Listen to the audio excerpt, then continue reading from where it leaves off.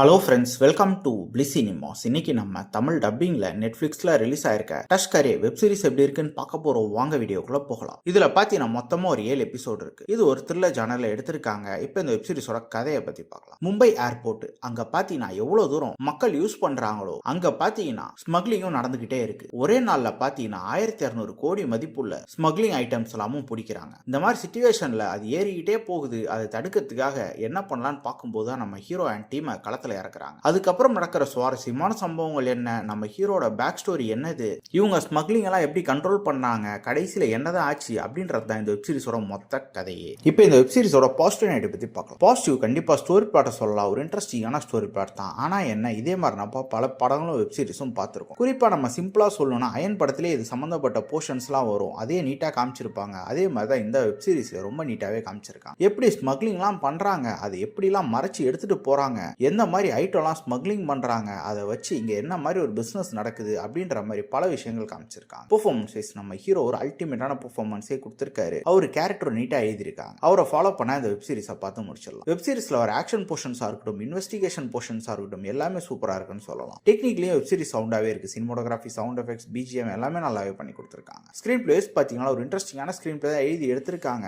நமக்கு ஒரு சில இடத்துல ப்ரெடிக்டபிளா இருந்தாலும் பல சீன்ஸ் நம்ம ஆல்ரெடி பார்த்து பழக்கப்பட்ட சீன்ஸாவே இருக்கு. மொத்தத்தில் பார்த்தீங்கன்னா கண்டிப்பாக இது ஒரு one time watch web series தான். ட்ரை பண்ணி பாருங்க. இன்னொரு வீடியோவில் சந்திக்கலாம். தேங்க்யூ.